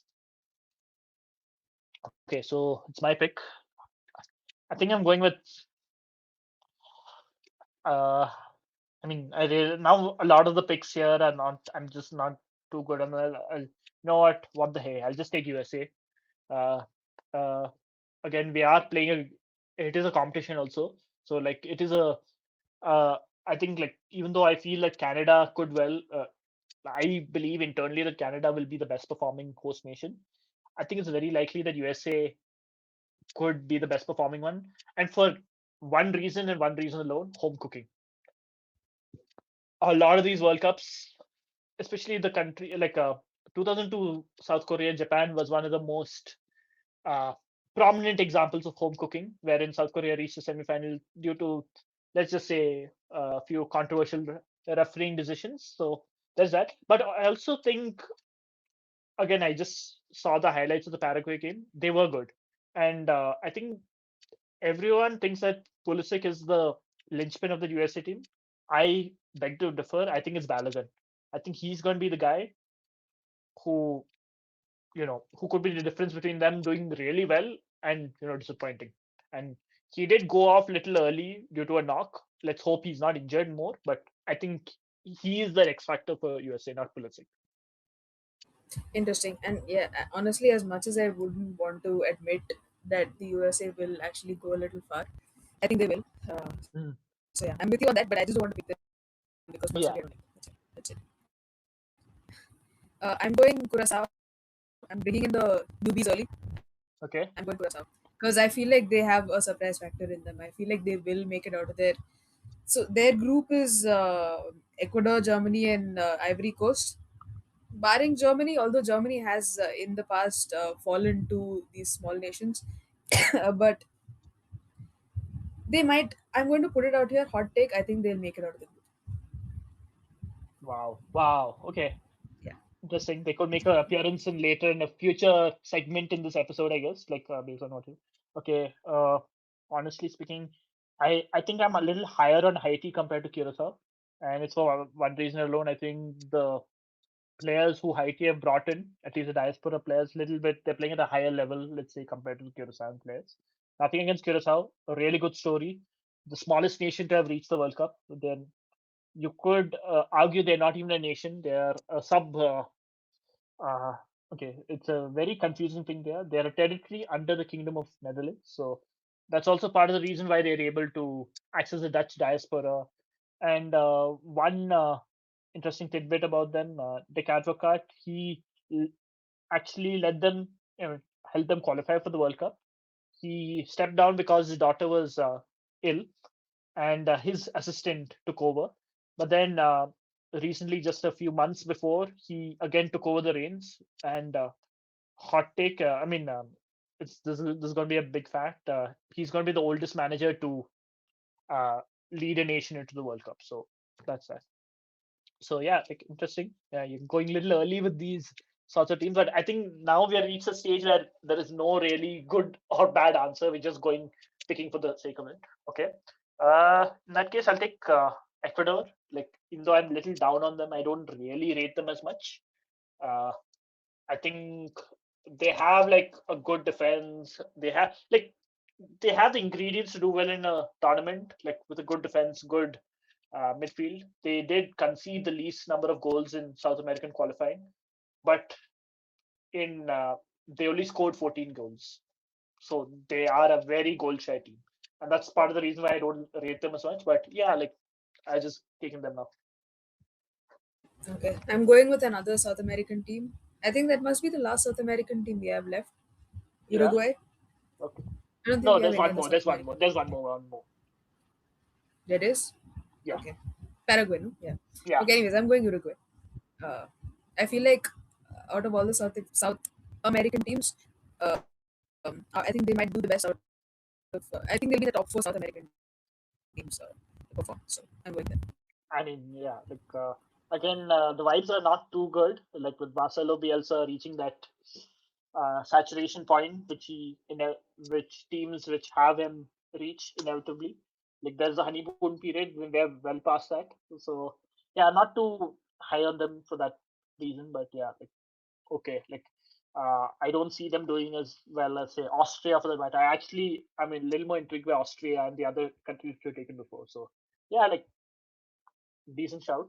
Uh, I'm going with Czechia next. It's for one thing and one thing alone. They, they have a team full of massive, massive lads, and their set piece threat is unrivaled. Like we saw that in the South Korea game as well. Like they are going to pose a lot of issues. Like I think they're going to beat South Africa easily, and that will ensure that they secure third place or qualify for the next round. And I think they will be a threat to Mexico because I don't think Mexico were tested as much against South Africa. So that's why I'm going with Czechia. With regard to them doing well in the tournament, I don't have any thoughts on that. I don't think they have what it takes, but yeah, they can prove me wrong or prove everyone wrong. Let's see. Interesting. No, they are a good shout. They are a good shout. I think it's just because of the first how the first game went. Yeah, People might have already written them off, but yeah. I think they're a good shout. Okay, I am going to go with. I'm not searching for a team as well. I'm okay. Uh, I'm going to go Uzbekistan. Wow. Okay. Yeah. Now I Very think out of now the blue. Yes. we've reached a lot of those. I mean, these are like Blue. basically there's a tier which I put no chance teams, and I think we just reach that stage Uh, now. but what Uzbekistan has done also with their team and reaching the making it to the World Cup and all that, I feel like they've done well in their uh, qualification process. So I'm going to go with Uzbekistan. Uh, Also, fun fact: they Hmm. happen to be uh, alongside Liechtenstein to be the only double landlocked landlocked country in the world. So there's a fact. Um, the best player is Abdulkadir Kusanov, who's playing for Man City. A very very interesting thing. Yeah. If like I'll just be honest, like one of our faculty, John Chandi, will be like Uzbekistan is making it, and like he would use a little more, stronger language. But let's put it like if a team like Uzbekistan is making it, like what's stopping our country from making it to the World Cup? So yeah, like again, like a very nice story. This is their first World Cup, so there is also the feeling you want debutants to do well. So there is that as well. So yeah. Okay. Now, okay, I'm going with Egypt. It's the only reason being they have Salah, they have Mamouche.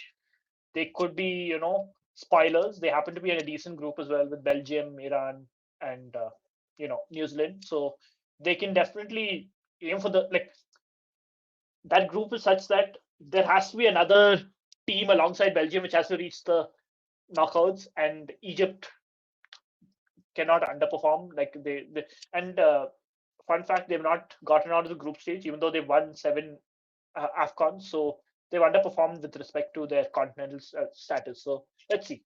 I think this is their chance to, you know, buck that No, trend. good shout.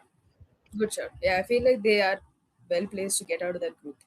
Yeah. Uh, so yeah, let's see. I'm going with another team that actually can make it out of their group if they play well. I'm going Saudi. They're with Cabo Verde, Spain, and Uruguay, and I think Uruguay is their only real competition for that second Okay. spot. Okay. So I'm going Saudi. Interesting. Like, I mean, they're actually in that no chance group. Actually, like, I actually don't rate them, and it's for one reason. Actually, even though the Saudi Pro League is doing well, like when I've been going through that Guardian preview, a lot of the players are actually being displaced by a lot of these European players, so they're not getting chances to play. So they're not able to play in their own league, and they're not good enough to play in Europe as well. So there is that quality barrier, let's put it, which would cap them, I would say, like in terms of them doing well. That's part of the reason why I have them as low as I did. So yeah, okay, Saudi is out of the window. I think I'll go with. There are no good or right or wrong answers here. I'll just go with Cabo Verde. Interesting team, like another island nation similar to your Curacao. I think they have the scope of doing well. Like, which group are they in, by the way? Cabo Verde. Sorry, Cabo Verde are in the Saudi group, Saudi Spain. Okay.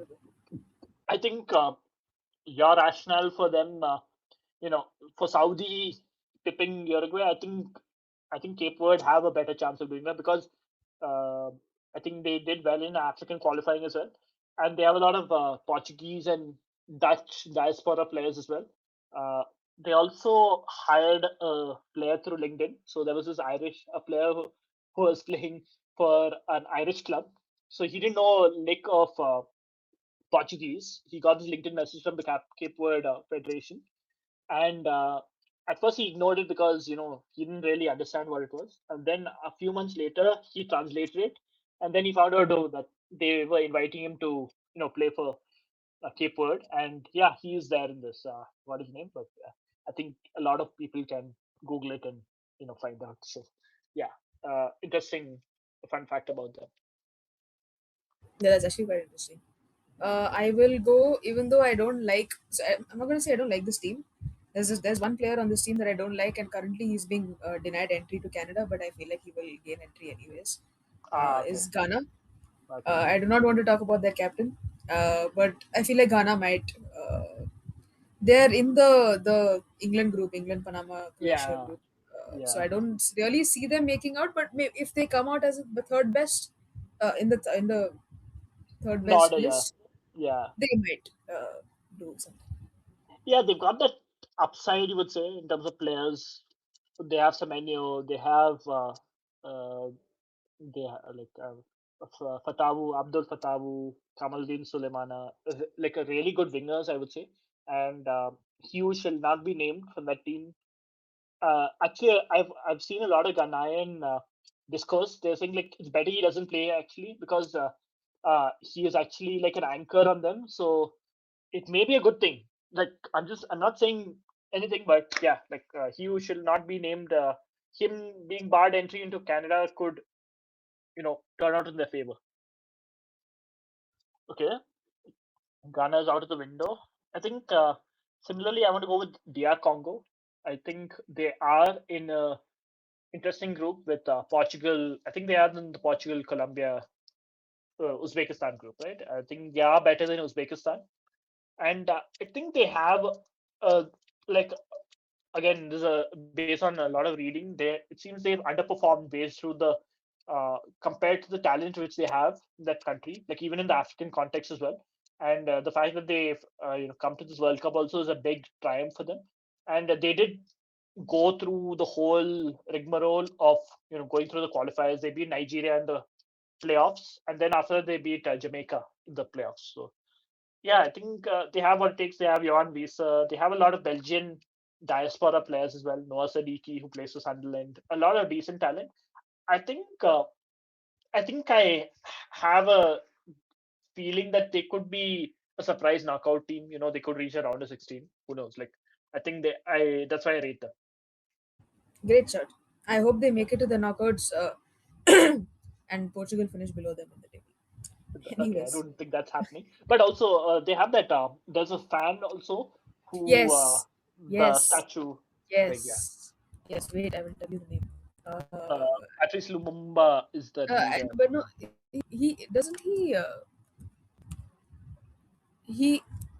he impersonates Patrice Lumumba. Correct. Yeah, he impersonates him. Like the whole story is he was Uh, like the first leader of DR Congo.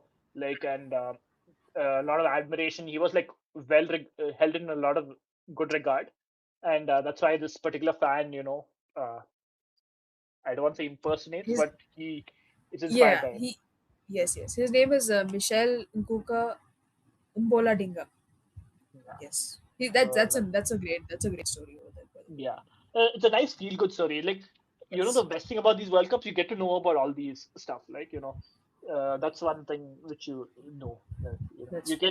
you mark up on your geography as well. So there's that. So yeah, I think That's true. next is you, right? Yes, I'm going Iraq. Uh, Oh, I actually really wanted to take them because I like the whole story about them. And that's part yeah, of the reason why. Yeah, but yeah, yeah. I'm going Iraq. okay.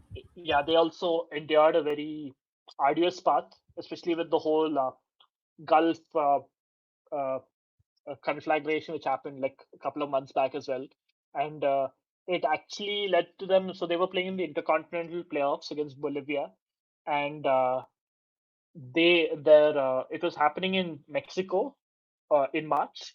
So they ended up traveling 1 week before the match, and it ended like they had to travel from Iraq to I don't know the full logistics, but it was a very tough travel, and they ended up qualifying, and that's part of the reason why I wanted to pick them. They have a nice story, but yeah, like they are in a little bit of a tough group with the likes of Norway, Senegal, and France. But who knows? They could be that banana skin which could trip any of these three up. So there's that as well. And they do have a player by the name of Zidane Iqbal. Uh, he was an ex Manchester United academy player. Now he's playing think in the lower divisions of England, if I'm not wrong. Like I'm not aware of where he is right now, but yeah, good. Named after a famous player, so who knows? He could be who takes them home. Okay, taking Iraq off the board. Uh, okay, you know what? I'm just taking New Zealand because they're a nice country, like a very non-problematic country. And, fun fact: 2010 World Cup, they were the only team to have gone the entire tournament unbeaten, but they didn't qualify for the knockout rounds. They had three draws, and this team is definitely more talented than that team in terms of a lot more players are playing in Europe. But a tough group. I don't think they have any expectations of qualifying out of it, and they happen to be in the Oceania section of qualifying as well, and they always do well in that. So uh, I don't want to see they're there to make up numbers and they're there by default because they are in a weaker qualifying thing. But yeah, it is what it is with them. Yeah, fine, fair. I'm going with Jordan. I don't have any other. I don't really know much about them, but I'm going with Jordan. They're also in that Algeria, Argentina. They're the only J team in that A group, Oh which yeah, is no, fun yeah, fact. They're Group J. yeah. Oh, damn, Yeah, that's quite funny actually. yeah. Um, Yeah, like so even I'm I going don't have Jordan. much to say about Jordan. Like Same. they are a team which did actually very well in the Asian qualifying. One of the more tougher qualifying because there are multiple stages in Asian qualifying. Like we should actually do an episode on World Cup qualifying and how interesting it is because different confederations have different ways of qualifying. So I think it's a very interesting thing we should do in the future. But yeah, they came through that, so you have to give them props based on that, I would say. Okay, so we're down to the last four teams: Panama, South Africa, Paraguay, and Qatar. I think I'm going with Panama now. I think they are being underrated. They are in the England, Croatia, Ghana group. I think they could shock Ghana. Don't take it from me, but like I think yeah, they have that surprise element. Like they did come through the tough Concacaf qualifying. So yeah, that's why I've taken them. There are no bad choices here. We just come at this stage now in the draft. Yeah, no. At this point, we're like down to the last three, so it's okay. Yeah. Uh, where are we? So Honestly, I don't want to go. Mm-hmm. Paraguay, Qatar, and South Africa left. So Okay, yeah. Paraguay, Qatar, and South Africa. I'm.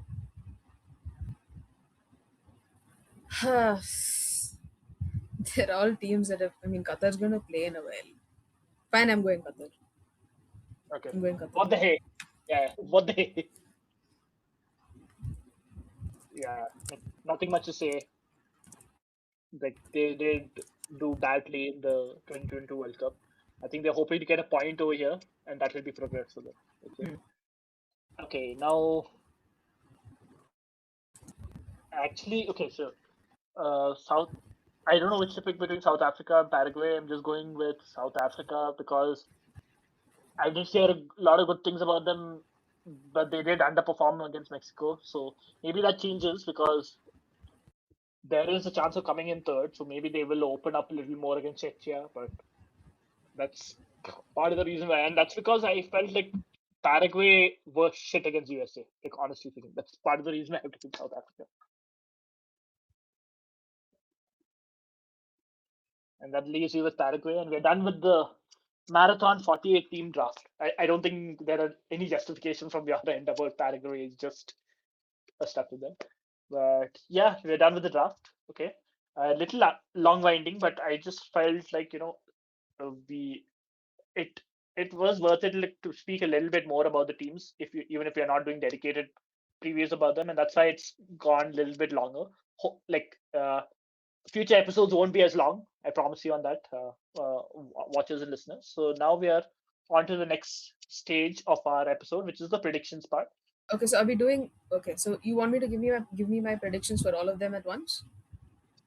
We can take turns, or whatever. I'm okay with Okay, either. we'll go one by one Yeah, for each of them.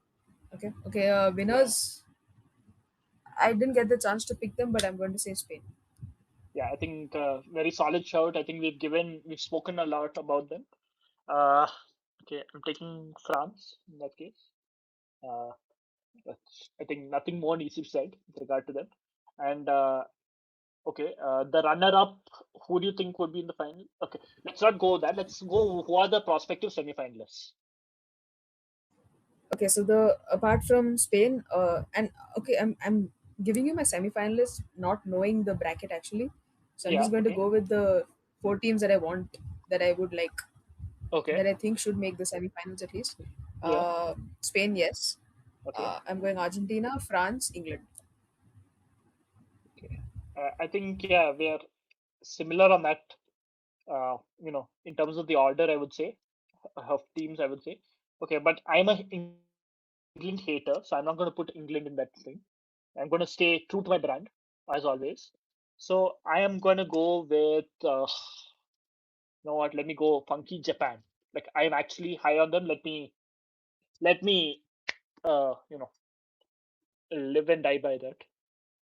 Okay, so Japan. So my thing is, I think it's similar to yours in terms of having Argentina and Spain for that matter. Like, see, I think we are similar in terms of having Argentina, Spain, and France. It's just that the fourth semi-finalist is where we're different. I think it's Japan's time. You're going with England. So let's see. Uh, okay. So those are our semi-finalists. Yes. The next one Now, is the individuals. No. yeah. So Or do you best want to player finish the recognition team? So first. let's do this. Let's do this. Let's finish the teams. Ah, So we'll do the best okay. surprise, the disappointment, and the dark horses. Okay, cool. So what is Okay. the next category? I'm going biggest surprise. I'm going Curacao because I want them to get out. Okay, Curacao. Yes. Okay, so Curacao. Uh, you know what? I'm going similarly. I'm going with Algeria. I think they have that interesting vibe about them. So that's why I'm going with them. Okay. Uh, Biggest disappointment. So like when you mean when you're like I just want to clarify. So you think a good result for Curacao would be to get out of the group, right? That's what you're saying. That would be the biggest surprise, right? Yes. Okay. It and obviously it's going to be a surprise because they're going to be benching either Ecuador or Ah, Ivory Coast, or for all you know, Germany. So you okay. never know. So I put it as okay. So I put a little bit of a rider also in the Curacao out of the group stage. Okay, basically they will qualify from the groups. That's what I'm putting it in brackets.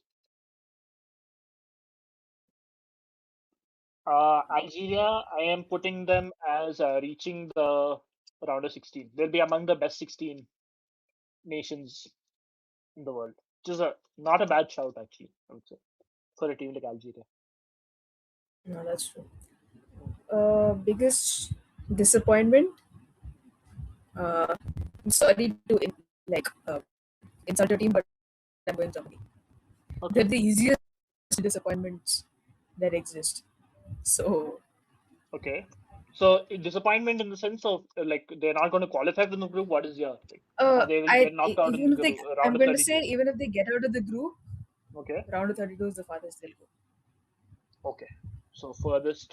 So if they get if they reach the round of 16, the your prediction doesn't matter, right? Basically, and me being the true hater that I am, I'm going 10 toes in. England are not going to make it past the quarters.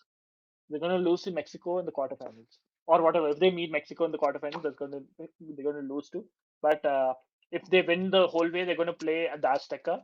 So whoever they're facing at the Azteca, because of the elevation and the heat and all that, they're going to wilt under the heat and they're going to lose and they're going to keep the same. And I'm going to be that will be the most joyous day for me. So yeah, England getting knocked out before the semis. Okay, fair. Uh, our next one is the dark horses. I'm going to go Iran Iran. for all the Okay. reasons I mentioned. I'm going Iran. Okay. I mean, it's a fresh out. I don't think there's anything wrong in you going for that as well. Like, you know, dark horses. So you think they'll qualify, right? Basically. Okay. I think Yeah, we I think need they will. to. Okay, like let's do one thing. Okay, I think we need to make a rider here that okay, dark horses because it's a very vague thing. A dark horse should be able to reach a quarterfinal. Do you think that Iran can reach a quarterfinal? Okay, you're saying quarterfinal. Hmm. Okay, Let's again, I let's don't know let's make the. it. Yeah, See, because there's also the added round of 32 this time. correct. Yeah. Let's say they're just going to upset a lot of teams on their way to at least the round of 16. I'm going to say the round of 16. I'm not going to say quarters. I'm going to say round No, of no. 16. Like what I'm saying is, we have to actually. What I will do to make it much better, like the dark horses which we pick, they need to reach a quarterfinal. Like I think that is the definition of a dark Uh, horse. okay. Okay, you know what? I'll say Iran quarterfinals. Actually, I'm going to say Iran quarterfinals. Yeah. okay. You really believe in Iran? It's okay. Okay, cool. I think for me, it is. Would I go higher? Did I go Algeria or Ivory Coast higher? By the way, You went Algeria. Algeria higher. Okay, so I think I'll go Algeria. But can I put Ivory Coast as well, or do I have to choose only Algeria? Your wish. No, no, Up to I you. have already put Algeria reaching round of 16, You've right? put Algeria as the. Yeah, yeah. So okay, I'll go for Ivory Coast too here. So I can let me cheat a bit and go with that. Okay. Okay. So that's those are our dark horses. Where did the Yeah. file go? Okay, now we're down to the individuals. Then. Okay. So Best player. what is it? Golden ball, right? Yeah, basically best Golden player. ball Yeah. first. Yeah, best player. Uh, what is your Uh, thing? uh, okay, I don't. I feel like this guy is going to get the best young player. Okay. So I'm not going to say Amal. Okay. But I mean, it is. There's nothing stopping him from winning both the awards, right? That's fair, but like I don't know, man. Mm, okay, so since I'm saying Spain and Argentina coming to the final, and my other two are France and England, Messi golden ball. Messi. Okay. Yes. Okay. So I'm going this thing. I'm going with Michael Olise, one of my favorite players to watch. Like he is my favorite player to currently watch in football. Like had an outstanding club season. Little unfortunate not to have reached the final of the Champions League, but fair play. He has a lot of. He's going to win multiple Champions League, and he's going to be a Ballon d'Or winner. I am very sure of that.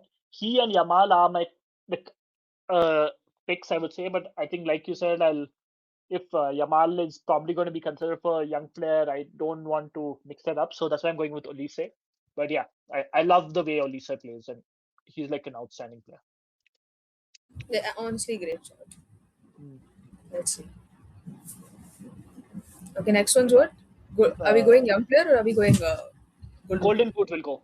Spain, I'm going Yamal. Okay, Yamal. Okay. I am also going for a guy from Spain. Uh, oh, by the way, I forgot to mention. I think Yamal may not be playing a few of the games also in the group stage, right? Because the hamstring injury. The So, injury, no, yeah. so I'm going for like I'm split between Kane and Oyazabal because I don't know. Like Oyazabal seems to be like that, out of nowhere Golden Boot winner. So there's that. And if I do believe that Spain are at least going to reach the finals, he will be, especially with Yamal and Nico Williams also not being fit as well. He will be at least the focal point for goals, especially in that group. Like you know what, go for Oyazabal. Go for it. Interesting. Because like if you go for Kane, that's also like sort of against your England predictions. You see, like I mean, if I go for Kane, it could be such that he played really well in the group stage and underperformed in the Yeah, true, knockouts. but Yeah, like yeah. And there are also the some extra round is there. Extra round is also there, right? okay, fine. Where's about this? Uh, so this was Golden Boot. Okay, we're going best young player. Yamal, I'm saying Yamal. Okay, yeah, I think fair point. You know what? I like Turkey going for Keenan Yildiz just for the vibes. Yeah.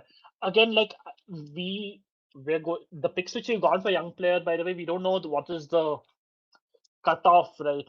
In terms of the age as well. So we're just going based on vibes. So we could be completely wrong. But I mean, I think you're safe in the sense that Yamal is definitely going to be within the age category. Just that maybe he may not, play the number of games. Let's put it that way. Okay. So I'm going for Yildiz for the vibes. Okay. So we're done with predictions game as well. So that Yeah, is this is more something which will get updated um, towards the end of the tournament. We won't be tracking this as much as we would be tracking the draft because that's more linear. So you know what? We're going to end the episode with the quiz, and this is me. So I'll be quizzing Sai, and the topic is managers at the World Cup. So are you ready to yeah. begin? Honestly, I have no idea what to expect. So go on, go on. Okay. So you know the whole thing, right? Yeah. You get to ask me you know which level of questions you want, and I will ask you that question accordingly. Yeah, Okay. So you want to start off easy or you want to start off uh, difficult? let's go easy. Let's go easy. Okay. The only person to have won the FIFA World Cup twice as a manager. Jesus. Bro, I thought I was a little bit good at this game. Okay. Uh, okay. I need options. I can't guess. Okay. Okay. Option A is Franz Beckenbauer. Option B is Vittorio Pozzo. Option 3 is Alberto Supici. And option 4 is Mario Zagallo.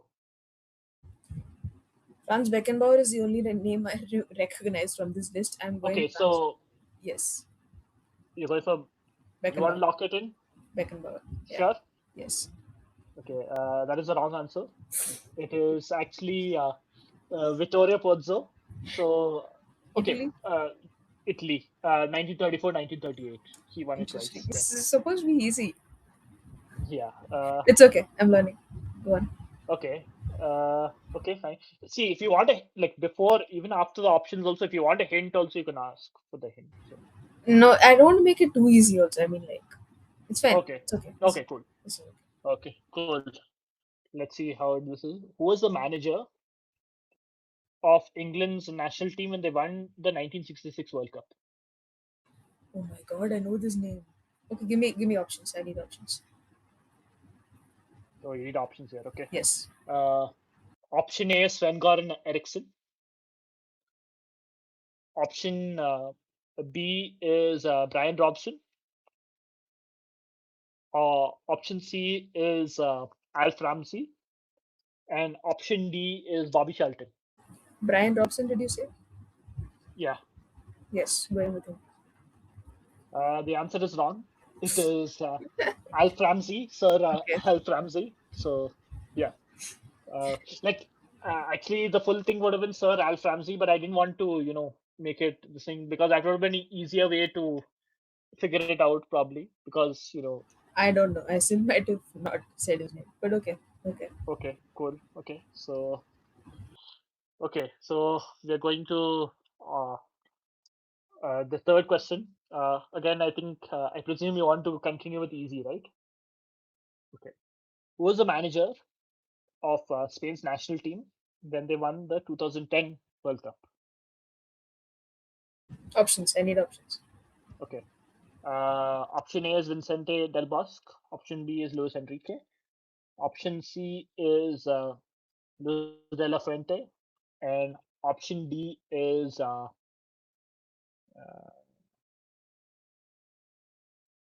Julen Lopetegui. Okay, this one, the other three seem a little, other three or four, whatever, seem a little not right. Uh, I'm going Del Bosque. yeah, it's correct answer. Okay. Yeah, because So I feel like this, because it was a little more recent, yeah, it was a little easier to eliminate the. the fourth question. So we are going on to the medium round. Okay. So this is a you have to arrange these managers on a. I'll give you four names. You have to arrange them based on a particular criteria. Okay. Okay. So these are managers who are at the current 2026 World Cup. So you have to arrange them based on oldest to youngest. Okay.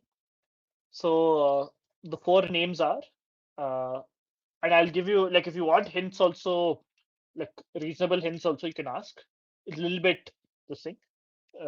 So the first name is Dick Advocat, then Hugo Bruce, Miroslav Kubek, and finally the fourth one is Carlos Queiroz, We're going highest to lowest. the highest lowest. Okay, Dig Advocat first, Okay, Carlos Queiroz second. Who are okay. the other two? Hugo? Who? Hugo Boss? Uh, Hugo Bruce, he's from Hugo South Bruce. Africa, Okay. and Miroslav Kubek. I'm going Hugo third and Miroslav fourth. Okay, so you were right with the Advocat. So Obviously, we discussed it. yeah, we discussed it. But second is actually Miroslav Kubek, Oh. who so there's a very interesting thing going on. Mm-hmm. So the oldest manager at the World Cup was Hugo Bruce by dint of him playing the first game of the World Cup.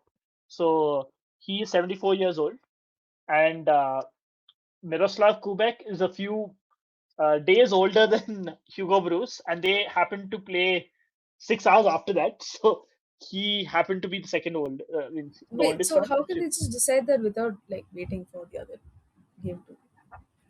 I mean, like it's at the time of the game happening, right? That's how they determine the oldest manager. That's So crazy.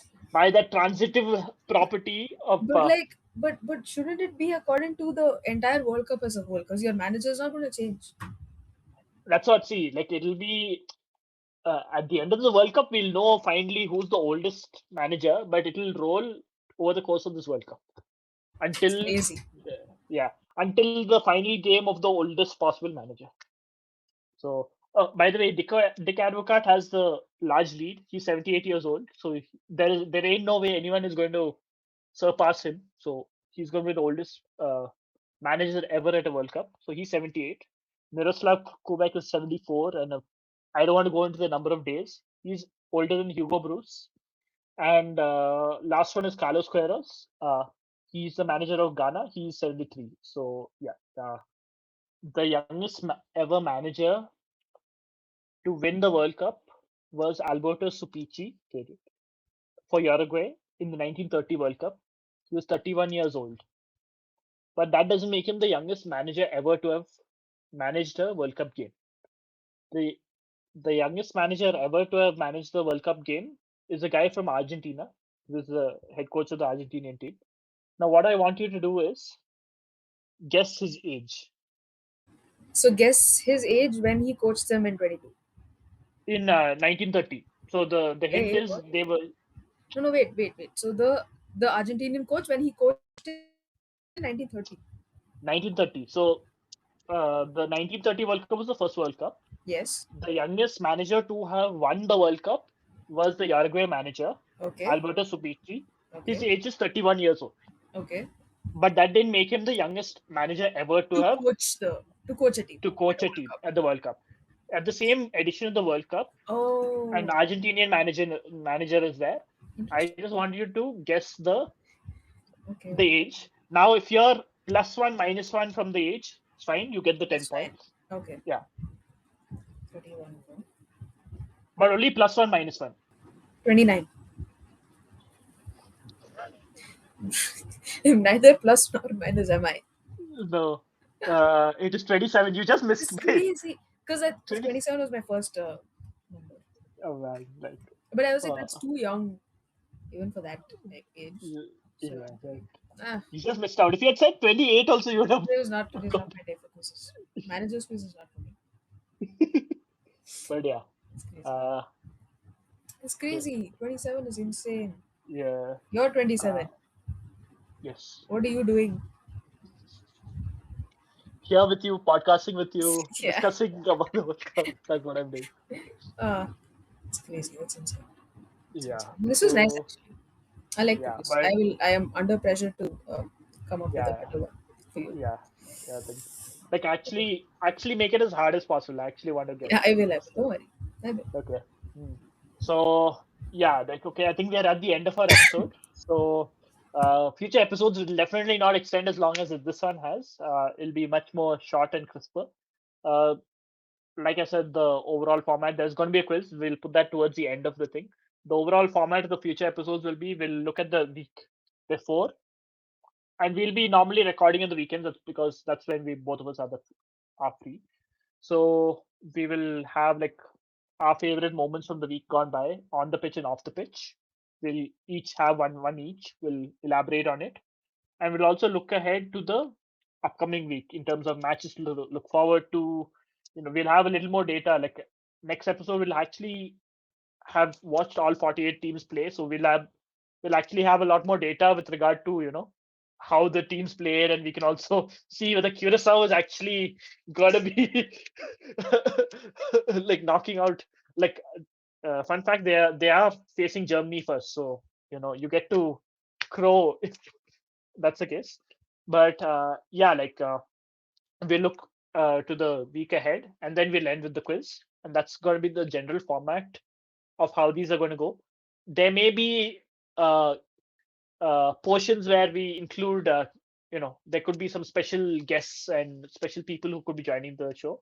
Don't want to spoil them, but yeah, like that could be another feature in future episodes. But yeah, like as we are right now, this is going to be the general structure from now on, and these episodes won't span more than 30-35 minutes. So you don't have to worry on that front. We are giving you a very mega preview for the World Cup, with like at least within our scope, not as extensive as other podcasts and other publications have done, but we've done it in our way based on whatever are this thing. So I hope you guys enjoyed it, and please like and subscribe to the channel. And yeah, like I hope you guys enjoy this World Cup, and yeah, uh, boo England.